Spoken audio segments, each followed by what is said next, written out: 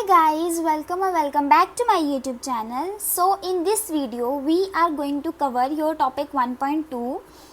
ठीक है, तो 1.1 टॉपिक हम कवर कर चुके हैं, तो इस वीडियो में हम 1.2 टॉपिक कवर करेंगे जिसका नाम है democracy in India constitutional perspective. तो इस वीडियो में हमें डेमोक्रेसी पढ़नी है कि इंडिया में किस तरीके से डेमोक्रेसी फैली है, किस तरीके से उसका कंसेप्ट आया है, और इसके साथ साथ हमें माइंड में कॉन्स्टिट्यूशन का पर्सपेक्टिव लेके चलना है। मतलब कि कॉन्स्टिट्यूशन को भी एडप्ट करना है हमें अपने आंसर में कि कॉन्स्टिट्यूशन कैसे बना, कॉन्स्टिट्यूशन में कौन कौन सी ऐसी चीज़ें हैं जो डेमोक्रेसी बताती हैं और किस तरीके से किन किन वजह से हमने उसे कॉन्स्टिट्यूशन में डाला है और किस किस वजह से वो कॉन्स्टिट्यूशन में आई है और कॉन्स्टिट्यूशन हमें किस तरीके से एक डेमोक्रेटिक कंट्री बनाता है। Okay, got it. तो यही चीज़ हमें इसमें पढ़नी है। So let's get started. Okay, so coming to the introduction. अब हमें इंट्रोडक्शन में क्या लिखना है कि किस तरीके से ब्रिटिशर्स इंडिया में आए, किस तरीके से उन्होंने रूल किया, क्या क्या पूरा सिस्टम चला था इंडिपेंडेंस तक, वो हमें थोड़ा शॉर्ट में अपनी इंट्रोडक्शन में बताना है। So this is going to be your introduction. ठीक है, ये आप चीज़ें इंट्रोडक्शन में ऐड करनी है।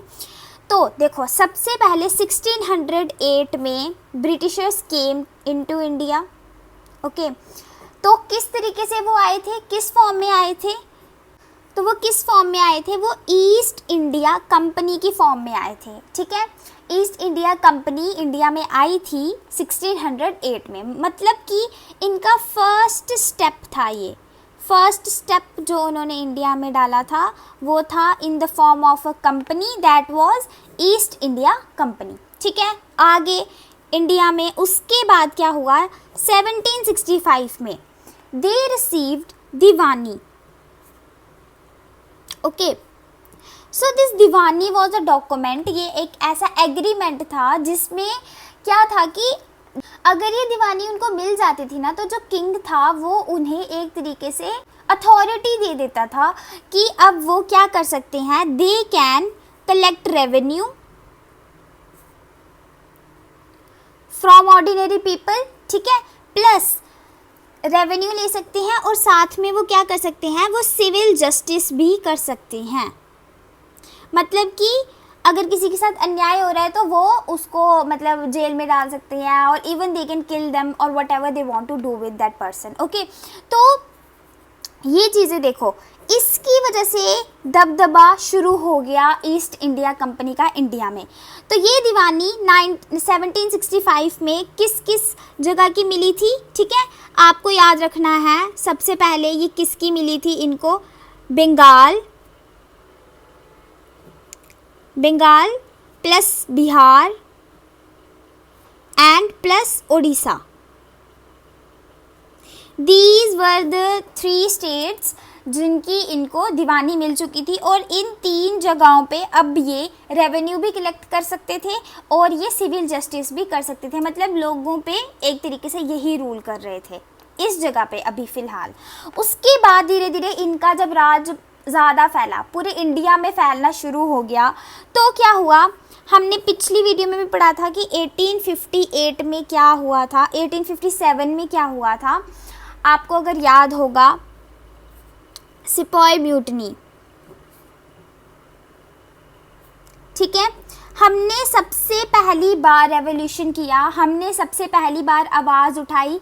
तो इसकी स्टोरी कुछ ऐसे है कि इन जो हमारे सिपाहीज़ थे, जो इंडिया के सिपाहीज़ थे वहाँ पर जो इन जंग लड़ते थे इनके लिए, ब्रिटिशर्स के लिए, तो इनमें एक अफवाह फैली कि किसको लेके कि ये जो कार्टेज यूज़ करते हैं, मतलब कि जो इनके बॉम्ब वगैरह होते हैं, फिर गन्स ये यूज़ करते हैं ना, तो इन्हें अपने टीथ से उसे खोल के तो वो दूसरे पे अटैक कर सकते थे। तो जो उसका कार्टेज था ना, वो किससे बना होता था, काऊ के और पिग के फैट से वो बना होता था। ठीक है। और इस तरीके के ना इस तरीके के मतलब रूमर्स फैलना स्टार्ट हो गए थे, कि हिंदूज़ कितना ज़्यादा मानते हैं काऊ को, और उसके बाद जो मुस्लिम्स हैं they also don't eat flash of pig. तो ये मतलब कि ये बहुत ही ऐसे आक्रोश में आ गए थे सारे के सारे, और हिंदू और मुस्लिम्स में इतनी ज़्यादा यूनिटी आ गई थी उस टाइम पे, दे वर अगेंस्ट ब्रिटिशर्स, और उस टाइम पर वो उखाड़ के फेंक सकते थे ब्रिटिशर्स को, इतनी ज़्यादा उन्होंने उस टाइम पर दंगे हो गए थे, और उन्होंने बहुत ज़्यादा अटैक्स किए, उनके ऑफिसेस जला दिए थे, पेपर वर्क्स जला दिए थे, और इसी चीज़ से ब्रिटिशर्स डर भी गए थे, ठीक है। तो अगर आप चाहो तो इसको डिटेल में एक कोई भी वीडियो देख लेना, शॉर्ट वीडियोस बहुत होती हैं यूट्यूब पे, तो कोई 2-3 मिनट की वीडियो देख लेना, उसमें आपको पता चल जाएगा कि क्या थी सिपाही mutiny. Okay, this was what happened in सिपाही म्यूटनी। तो इसके बाद क्या हुआ, जब ये न्यूज़ ब्रिटेन तक पहुंची, ठीक है, जब ब्रिटिशर्स तक ये बात पहुंची, तो उनकी जो गवर्नमेंट थी, अब उन्होंने ये चीज़ डिसाइड की कि अब जो ईस्ट इंडिया कंपनी है, अब उसको हम और रूल नहीं करने दे सकते हैं इंडिया में, because it is not able to handle India, ठीक है। इंडिया उनके हाथ से निकलता जा रहा है और वो उसे हैंडल नहीं कर पा रहे हैं। सो ईस्ट इंडिया कंपनी के राज से हम कहाँ शिफ्ट हो गए, वी शिफ्टेड टू ब्रिटिश राज। अब हमें यहाँ पे ब्रिटिश राज आ गया हमारे इंडिया में, और अब हम किसके अंडर आ गए, अब हम ब्रिटिश क्राउन के अंडर रूल होने लगे, ठीक है। अभी तक हमें रूल कौन कर रहा था, ईस्ट इंडिया कंपनी करी थी, बेशक उन्हें जो डायरेक्शंस थी वो ब्रिटेन ही दे रहा था, वो वहीं की गवर्नमेंट दे रही थी, बट हमारे सिर पे कौन थे, ईस्ट इंडिया कंपनी थी। बट अब क्या हुआ कि अब ब्रिटिश राज आ गया, अब डायरेक्टली ब्रिटेन ने हमारे ऊपर रूल करना स्टार्ट कर दिया, मतलब कि अब उसकी जो क्वीन थी ना, वो सीधी डायरेक्शंस देती थी और सीधे तरीके से यहाँ पर रूल किया जाता था, ठीक है। अब देखो, उसके बाद जब फिर हमें अपनी बड़ी लंबी स्ट्रगल रही है हमारी, यू ऑल नो किस तरीके से हमने स्ट्रगल की है इंडिपेंडेंस के लिए। तो फिर 1947 में फाइनली हमें मिल जाती है इंडिपेंडेंस। ओके, कंग्रेचुलेशंस, ठीक है।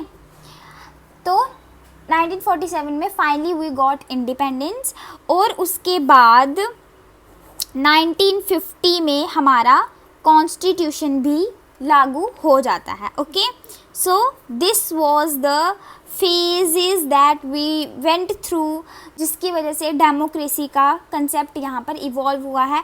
इसी टाइम पीरियड के बीच में डेमोक्रेसी इंडिया में आई है, और इसी टाइम पीरियड के बीच में डेमोक्रेसी के कंसेप्ट्स इवॉल्व हुए हैं। तो ये हमारी बेसिक इंट्रोडक्शन है। अब हम पढ़ेंगे कि इसके बीच में कौन कौन से एक्ट्स आए, कौन कौन से एक्ट ब्रिटिशर्स ने पास किए या ईस्ट इंडिया कंपनी ने पास किए, जिसमें डेमोक्रेसी के रिलेटेड कुछ मतलब इंफॉर्मेशंस थी, या फिर हम कह सकते हैं कि डेमोक्रेसी ने रूट्स अपने यहाँ पे बना ली। तो अब हम वो चीज़ें पढ़ने जा रहे हैं। I hope you are clear with the introduction.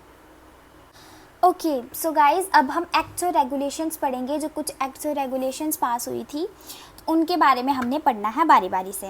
तो जस्ट इसको आपको बस ये डेट याद रखनी है, और थोड़ा नाम याद रखना है कि इस एक्ट को क्या बोला गया, और आपको याद रखना है कि उसके अंडर था क्या, और वो मैं आपको अभी समझा दूंगी कि क्या था। You will just right it in pointers. तो सबसे पहला था हमारा रेगुलेटिंग एक्ट ऑफ 1773। तो ये सबसे पहला एक्ट पास हुआ। इस एक्ट में क्या हुआ, हमारी जो सेंट्रल थी ना, सेंट्रल गवर्नमेंट, या फिर हम बोल सकते हैं सेंट्रल एडमिनिस्ट्रेशन थी जो हमारी, तो इसकी फाउंडेशन रखी गई, इसकी फाउंडेशन रखी गई। मतलब कि इस एक्ट में क्या दिखाया गया, क्या बताया गया कि हमारी जो सेंट्रल एडमिनिस्ट्रेशन है वो कैसी होगी और वो किस तरीके से रूल करेगी, उसके पास क्या क्या पावर्स हैं, क्या क्या अथॉरिटीज़ हैं उसके पास, ठीक है। ये सब चीज़ें इसमें लिखी है, पर हमें इतना डिटेल में नहीं पढ़ना है कि क्या क्या था उस एक्ट में, पूरा एक्ट नहीं पढ़ना है। जस्ट आपको इतना पता होना चाहिए कि ये था एक्ट और इसके अंडर क्या चीज़ हमें बताई गई, ठीक है।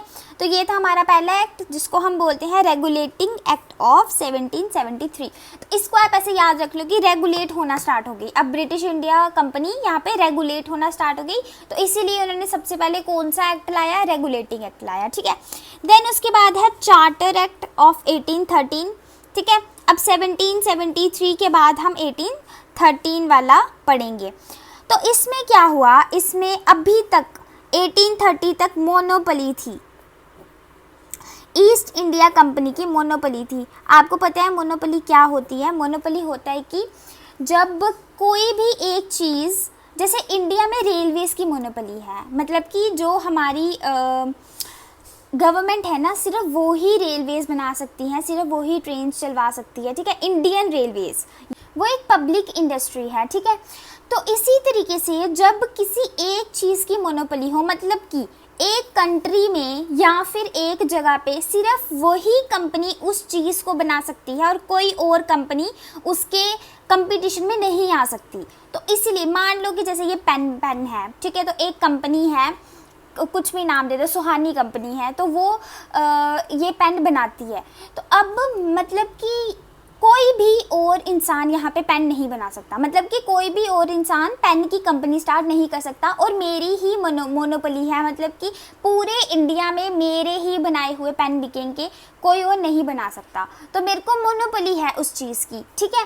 तो वैसे ही वहाँ पर क्या था पहले कि ईस्ट इंडिया कंपनी जब इंडिया में आई ना, तो सिर्फ ईस्ट इंडिया कंपनी की ही मोनोपोली थी, मतलब कि वही यहाँ पर सभी मतलब जो भी ट्रेड वगैरह जो भी फ़ायदा था सिर्फ वही कर सकती थी, किसी और को इजाज़त ही नहीं थी कि वो इंडिया में आके ट्रेड कर सके, ठीक है। तो अब क्या हुआ, जब 1813 का ये चार्टर एक्ट आया तो ईस्ट इंडिया कंपनी से हट के अब और बाकी के जो मर्चेंट्स थे, जो ब्रिटिश से थे, मतलब कि ब्रिटिश मर्चेंट्स, उनको भी अलो कर दिया गया कि आप भी आके इंडिया में ट्रेड कर सकते हो, ठीक है। अभी तक उनको अलो नहीं था, तो उनको भी अलो कर दिया कि आप भी इंडिया में ट्रेड कर सकते हो, बट एक कंडीशन थी कि वो टी का ट्रेड नहीं कर सकते, ठीक है। टी का ट्रेड कौन करेगा, वो सिर्फ ईस्ट इंडिया कंपनी ही करेगी, वो नहीं कर सकते हैं। और दूसरी चीज़ क्या थी कि वो चाइना के साथ ट्रेड नहीं कर सकते हैं।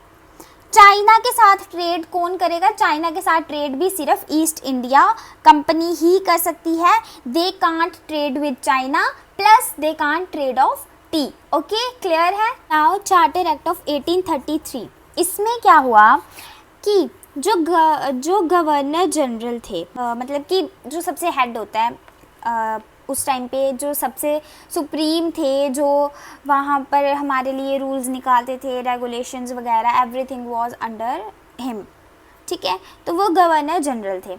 तो जो ये गवर्नर जनरल थे ना, ये पहले थे बंगाल के, ठीक है। क्यों थे बंगाल के, क्योंकि बंगाल से हमने क्या पढ़ा पीछे यहाँ पर, इफ़ यू सी हियर, हमने यहाँ क्या पढ़ा कि दीवानी सबसे पहले कहाँ कहाँ मिली थी, बंगाल, बिहार एंड उड़ीसा। तो मतलब कि जो भी गवर्नर जनरल था वो सबसे पहले कहाँ का बना होगा, वो सबसे पहले बंगाल, बिहार और उड़ीसा में ही उन्होंने अपना रूल स्टार्ट किया था। तो वो अभी बंगाल के गवर्नर जनरल थे, तो उनको अब किसका गवर्नर जनरल बना दिया गया, पूरे इंडिया का, ठीक है।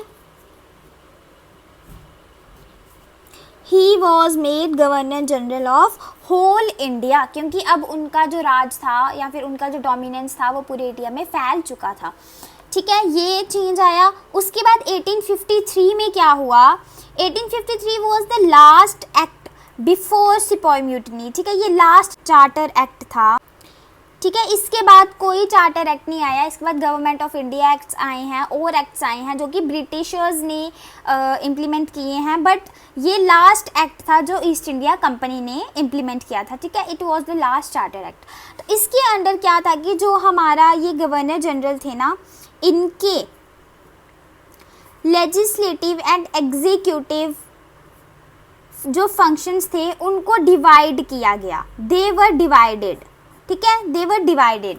लेजिस्लेटिव एंड एग्जीक्यूटिव फंक्शंस की अलग अलग लिस्ट तैयार की गई कि वो क्या क्या रूल्स बना सकते हैं, क्या क्या रूल्स इम्प्लीमेंट कर सकते हैं, ठीक है। दोनों अलग चीज़ें होती हैं। लेजिस्लेटिव प्रोसीजर्स में क्या होता है, हम बनाते हैं rules, for example parliament rules बनाती है।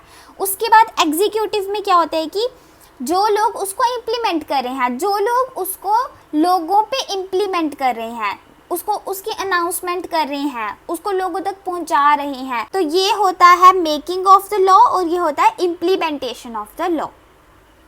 क्लियर है। उसके बाद गवर्नमेंट ऑफ इंडिया एक्ट आया है 1858 में, जिससे क्या हुआ, जिससे कि जो हमारी ईस्ट इंडिया कंपनी का रूल था वो कन्वर्ट हो गया ब्रिटिश राज में। ठीक है, ये अनाउंस कर दिया उन्होंने कि अब ईस्ट इंडिया कंपनी रूल नहीं करेगी और यहाँ पर ब्रिटिश राज होगा, ब्रिटिशर्स खुद रूल करेंगे आके। क्लियर है ये चीज़। So our next act was Morley Minto reforms भी हम इसको बोलते हैं, और इसका नाम था इंडियन काउंसिल एक्ट ऑफ 1909। ठीक है, इसे मॉर्ले मिंटो रिफॉर्म्स क्यों बोलते हैं, क्योंकि मॉर्ले और मिंटो ने मिलके इस एक्ट को इम्प्लीमेंट किया था। तो अब देखो इस एक्ट के अंदर क्या था, ये बहुत ही इम्पॉर्टेंट एक्ट है। इसके अंदर क्या था, इन्होंने सेपरेट इलेक्टोरेट की बात की। सेपरेट इलेक्टोरेट मीन्स कि जो हिंदूज़ हैं ना, वो हिंदू को ही वोट देंगे, जो मुस्लिम्स हैं वो मुस्लिम को ही वोट देंगे। ठीक है, तो मतलब कि जो ये ना, अब आप यहाँ पे देखो ये क्या चीज़ कर रहे हैं, जो हम इतनी बार सुनते आए हैं कि ब्रिटिशर्स ने क्या किया था, डिवाइड एंड रूल। तो ये वही पॉलिसी यहाँ पे इम्प्लीमेंट कर रहे हैं कि हम डिवाइड कर देंगे, हिंदूज़ को बोलेंगे आप हिंदू रिप्रेजेंटेटिव्स को चुनो, मुस्लिम्स को बोलेंगे आप मुस्लिम को ही चुनो। तो इससे क्या होगा कि इनमें ये बिल्कुल ही एक दूसरे से अपने आप को अलग मानना स्टार्ट हो जाएंगे। तो इसी तरीके से ये क्या कर रहे थे, पूरी इंडिया को डिवाइड करके रूल करना चाहते थे इंडिया पे। ठीक है, तो ये देखो यहाँ पर इन्होंने सेपरेट इलेक्टोरेट से इनको डिवाइड करना स्टार्ट कर दिया। तो ये जो मिंटो थे ना, इनको हम फादर ऑफ कम्यूनल इलेक्टोरेट भी कहते हैं। ठीक है, क्योंकि इन्होंने कम्यूनल इलेक्टोरेट को इम्प्लीमेंट किया था इंडिया में, और इन्हीं का दिमाग था ये कि हम ऐसे डिवाइड एंड रूल करेंगे वगैरह वगैरह। तो he was known as father of communal electorate. ठीक है, उसके बाद गवर्नमेंट ऑफ इंडिया एक्ट आया। ठीक है, ये एक्ट 1927 में इम्प्लीमेंट हुआ था, बट ये 1919 में गया था। तो इसमें एक तरीके से गवर्नमेंट को ही इंट्रोड्यूस किया गया कि इंडिया का गवर्नमेंट सिस्टम कैसा रहेगा, गवर्नमेंट कैसी कैसी होगी, मतलब उसमें कौन कौन मेंबर्स होंगे गवर्नमेंट में, ऑल ऑफ दैट वो बस इंट्रोड्यूस करवाया था इन्होंने। ठीक है, इंट्रोड्यूस करवाया था गवर्नमेंट को। देन इंडिया इंडिपेंडेंस एक्ट आ गया था फाइनली 1947 में। ठीक है, तो हमें फाइनली इंडिपेंडेंस इस एक्ट के थ्रू मिली थी, और इस एक्ट के अंडर बहुत सारी हमें, बहुत लंबा एक्ट था ये, इसमें हमें अलग अलग बताई थी कंडीशंस की, किस तरीके से इंडिया में पार्लियामेंट्री सिस्टम रहेगा, फेडरल सिस्टम रहेगा, ऑल ऑफ दैट। ठीक है, तो और ये जो हमारा इंडिपेंडेंस एक्ट था, ये क्लेमेंट एटले जो कि पीएम थे उस टाइम पर ब्रिटेन के, एंड माउंटबेटन प्लान था। माउंटबेटन वाज द वाइसरॉय, जो यहाँ पर वाइसरॉय थे इंडिया में, और इन्होंने इनका खुद का एक प्लान इन्होंने इम्प्लीमेंट किया, और उस प्लान के अकॉर्डिंग ही हमारा ये इंडिपेंडेंस एक्ट में पूरा जो प्लान बना था वो माउंटबेटन ने ही बना के दिया था कि इंडिया में अब आगे क्या होने वाला है। ठीक है, तो this was the story of construction of our constitution से पहले किस तरीके की हमारी स्ट्रगल रही है, या किस तरीके से हमें कॉन्स्टिट्यूशन को बनाने की फाउंडेशन हमने रखी है। This was all of that. अब हम देखेंगे कि हमने कॉन्स्टिट्यूशन में कौन कौन सी चीज़ें डाली हैं, उसके कुछ मेन फीचर्स, और हमने वो कहाँ कहाँ से लिखे हैं। We will basically study the sources of our Indian constitution. Okay, so Indian constitution के सोर्सेज ये रहे। अब हम बारी बारी से पढ़ते हैं कि हमने कहाँ से क्या लिया है। सबसे पहले गवर्नमेंट ऑफ इंडिया एक्ट 1935, इसे हम मिनी कॉन्स्टिट्यूशन भी कहते हैं।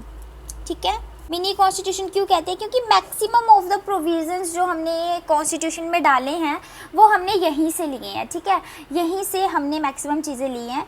तो बेसिकली हमने यहाँ से क्या क्या लिया हुआ है, सबसे पहले हमने यहाँ से लिया है एमरजेंसी।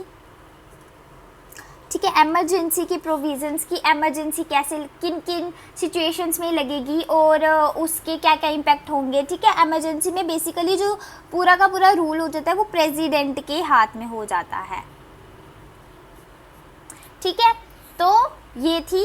उसके बाद हमने यहाँ से गवर्नमेंट ऑफ इंडिया एक्ट से दूसरी चीज़ क्या ली थी, जो हमारा गवर्नर होता है, गवर्नर का जो हमारा ऑफिस होता है कि गवर्नर का ऑफिस कैसा रहने वाला है, क्या क्या चीज़ें वहाँ होने वाली हैं, ये चीज़ भी हमने गवर्नमेंट ऑफ इंडिया एक्ट से ही ली थी।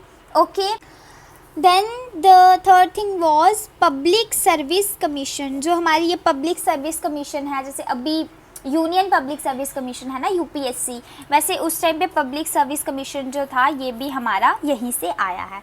ओके, तो पहली ये चीज़ हो गई।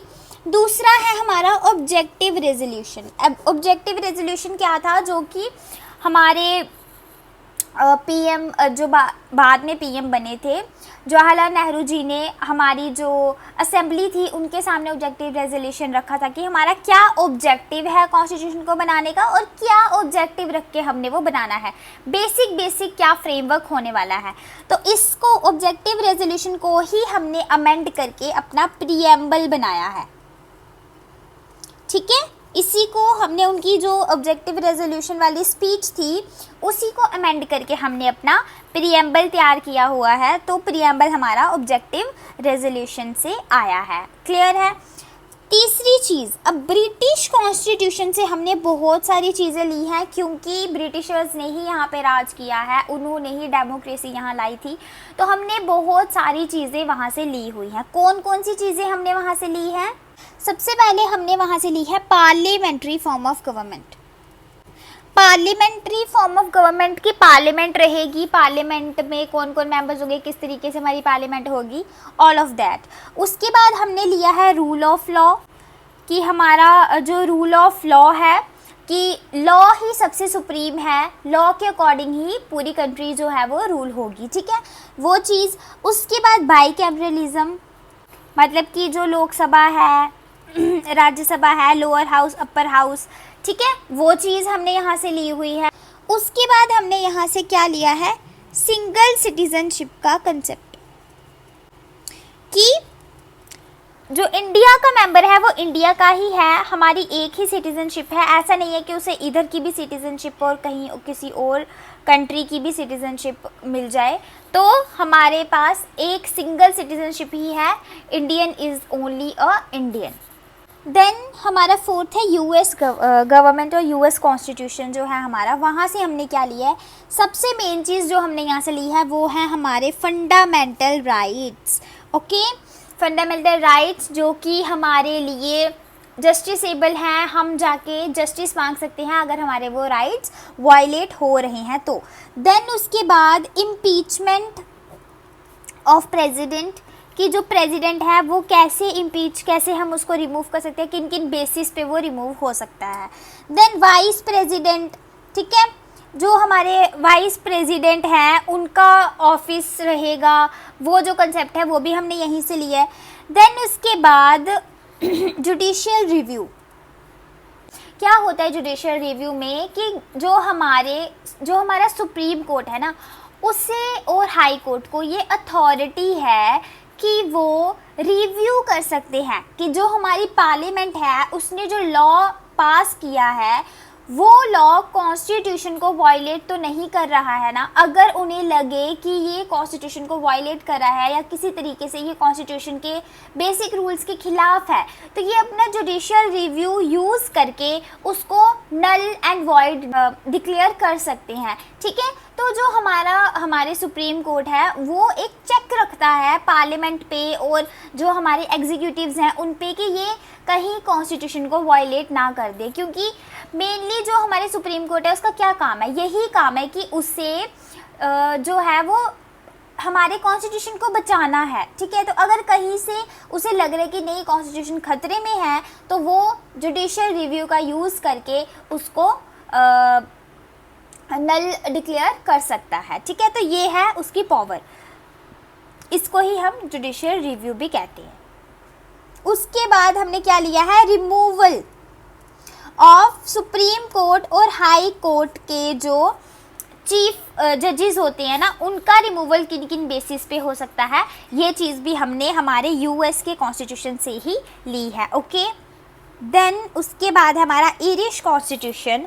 सो गाइज, हमने ईरिश कॉन्स्टिट्यूशन से क्या लिया है, सबसे पहले DPSPs, जो हमारे directive principles of state policy है ना, जो डायरेक्शंस देते हैं हम, ठीक है, वो चीज़ हमने कहाँ से ली हुई है, वो चीज़ हमने ली है अपनी ईरिश कॉन्स्टिट्यूशन में, जो कि आर्टिकल 14 के अंडर दिए हुए हैं। ओके, इसके बाद हमने इलेक्शन ऑफ प्रेसिडेंट, ठीक है, जो हमारा प्रेसिडेंट है उसकी इलेक्शन किस तरीके से रहेगी, वो चीज़ भी हमने यहीं से ली है। Then next thing is nomination, ठीक है, जो हम नॉमिनेट करते हैं ना, जो हमारे प्रेसिडेंट नॉमिनेट करते हैं 12 मेंबर्स को राज्यसभा में, ठीक है, कि वो किसी बेसिक स्किल के अकॉर्डिंग या फिर उनमें कोई ऐसी कला हो जो एक कला के ग्रुप को रिप्रेजेंट करे, ठीक है। फॉर एग्जांपल सचिन तेंदुलकर हैं तो वो क्रिकेट को रिप्रेजेंट करते हैं, ठीक है। तो उसके हिसाब से मतलब कि अब क्रिकेटर्स के लिए कोई अगर रूल बनाएगा तो उसके लिए भी बोलने वाला कोई इंसान होना चाहिए ना, इसीलिए उनको वहाँ रखा जाता है कि उन्हें वो नॉमिनेट करके वहाँ रखते हैं कि अगर उनके लिए कोई रूल बन रहा है या फिर कुछ भी, तो कोई एक इंसान होना चाहिए वहाँ पे जो बता सके कि ये सही है या गलत है, ठीक है। Then coming over to Canada. Canada से हमने क्या लिया है, क्वाजी फेडरल सिस्टम, मतलब कि हम पूरे तरीके से फेडरल नहीं है, जो हमारा सेंटर है और जो हमारी स्टेट है ये एक दूसरे से अलग तो हैं, इन्हें हमने डिवाइड तो किया है, this is what is known as federalism, ठीक है, फेडरलिज्म तो है, बट सेंटर सुप्रीम अथॉरिटी है, सेंटर स्टेट को कंट्रोल कर सकती है और करती है इंडिया में, तो ये इसीलिए क्वाजी फेडरल है कि ये पूरे तरीके से फेडरल नहीं है कि स्टेट, हाँ स्टेट अपना देखेगी और जो सेंटर है वो अपना देखे, ऐसा नहीं है। सेंटर जो है वो सेंटर ही है, उसी के अंडर स्टेट की गवर्नमेंट्स भी काम करती हैं, तो इसी सिस्टम को हम क्वाजी फेडरल सिस्टम ही बोलते हैं और ये हमने कनाडा से इंस्पायर होकर लिया है। और हमने जर्मनी से क्या लिया है कि जब प्रेसिडेंट्स रूल आ जाएगा, मतलब कि जब एमरजेंसी लग जाएगी, जब एमरजेंसी लग जाएगी उस टाइम पे हमें फंडामेंटल राइट्स को हम हटा सकते हैं, हम लोगों के फंडामेंटल राइट्स उनसे छीन सकते हैं और वो कोर्ट में जाके अपील भी नहीं कर पाएंगे। तो ये चीज़ हमने कहाँ से अपनाई है, ये चीज़ हमने जर्मनी से अपनाई है। क्लियर है। अब ऑस्ट्रेलिया से हमने क्या चीज़ ली है, सबसे पहले हमने यहाँ से लिया है कंसेप्ट ऑफ कंकरेंट लिस्ट, ठीक है। सबको पता है 3 तरीके की लिस्टें होती हैं, पहली होती है यूनियन लिस्ट, दूसरी होती है स्टेट लिस्ट, तीसरी होती है कंकरेंट। तो यूनियन लिस्ट के अंदर जो सब्जेक्ट्स आते हैं उस पे लॉज कौन बना सकता है, उस पे लॉज बनाती है सेंटर, जो स्टेट के अंडर आते हैं उस पे लॉज बनाती है स्टेट, और जो कंकरेंट के अंदर आती है उस पे दोनों बना सकते हैं, सेंटर प्लस स्टेट दोनों बना सकते हैं लॉज। तो जो ये कंकरेंट लिस्ट का कंसेप्ट है ये ऑस्ट्रेलिया से ही आया हुआ है। देन उसके बाद हमने यहाँ पे जॉइंट सीटिंग, जो मतलब कि कभी कभी दोनों हाउसेस हैं उनकी हम जॉइंट सीटिंग करवा सकती हैं, ठीक है। तो वो चीज़ भी हमने कहाँ से इंस्पायर होकर ली है, ऑस्ट्रेलिया से। देन उसके बाद हमने freedom of trade and commerce, कि आप फ्रीडम है आपको कि आप ट्रेड कर सकते हो, किसी भी कंट्री में जाके आप ट्रेड कर सकते हो, you can start your business, you can आपको किसी की कोई परमिशन लेने की ज़रूरत नहीं है, you can do it on your own, ठीक है। तो ये चीज़ हमने ऑस्ट्रेलिया से इंस्पायर होके ली हैं, ये तीनों चीज़ें कौन कौन सी, एक concurrent list, then joint sitting, then freedom of trade and commerce. अब रशिया से हमने क्या लिया है, रशिया से हमने लिया है सबसे पहले अपनी फंडामेंटल ड्यूटीज़ जो कि हमारे आर्टिकल 14A में दी हुई हैं, वो हमने रशिया से इंस्पायर होके ही ली हैं, ठीक है। इसके अलावा हमने जस्टिस का कंसेप्ट, जो सोशल इकोनॉमिक एंड हमारा पॉलिटिकल जस्टिस होता है, ये हमने जस्टिस कहाँ से, इसका भी हमने कंसेप्ट रशिया से ही लिया है। क्लियर है। Then 10th is French. तो फ्रेंच रेवोल्यूशन सबको याद होगी, फ्रेंच रेवोल्यूशन में क्या क्या था, फ्रेंच रेवोल्यूशन में लास्ट में जो 3 बातें निकल के आई थी वही चीज़ हमने यहाँ पे ली हुई है। सबसे पहले इक्वालिटी, लिबर्टी एंड फ्रेटर्निटी। ठीक है, कि इक्वालिटी होनी चाहिए, लिबर्टी होनी चाहिए, बराबरी, आज़ादी और भाईचारा। Fraternity is brotherhood. ओके, तो ये चीज़ें हमने फ्रेंच कॉन्स्टिट्यूशन से ली हैं। देन साउथ अफ्रीका से हमने क्या लिया है? सबसे पहली चीज़ हमने ली है प्रोसीजर ऑफ अमेंडमेंट, कि कॉन्स्टिट्यूशन को किन किन प्रोसीजर से हम अमेंड कर सकते हैं, किन किन प्रोसीजर से वो अमेंड हो सकता है, ये चीज़। Then election of members of Rajya Sabha, जो राज्यसभा के मेंबर्स हैं ना वो इनडायरेक्टली इलेक्ट होते हैं थ्रू बैलेट पेपर, वो आप पढ़ोगे आगे। तो ये जो प्रोसीजर उनका रहता है ना, तो ये डिफरेंट है लोकसभा की प्रोसीजर से। तो ये प्रोसीजर जो है ये हमने साउथ अफ्रीका से लिया है। देन जापान से हमने क्या लिया है? जापान से हमने लिया हुआ है हमारा इनेक्टमेंट ऑफ लॉ, कि हमें लॉ को कैसे इनेक्ट करना है, लॉ को कैसे इम्प्लीमेंट करना है अपनी कंट्री में, ये चीज़ हमने जापान से लिया है। So these were the sources of our constitution, और ये हमें लिख कर आने हैं अपने एग्ज़ाम में। Okay, so with this we are done with this topic. ये थोड़ा सा लेंथी टॉपिक हो गया है, थोड़ी लंबी वीडियो होगी इसकी। सो यही है लेंथी टॉपिक। इसके बाद वाले सारे टॉपिक्स इजी हैं, इसमें थोड़ा आपको ज़्यादा लर्न करने की ज़रूरत है। So invest a little more time in it, do it properly, अच्छे से करो। इसमें बहुत अच्छी चीज़ें भी हैं, आपको बहुत कुछ सीखने को मिलेगा इस टॉपिक से। So all the best for your studies, keep studying, keep doing. I will see you soon in my next video. Till then take care, bye bye.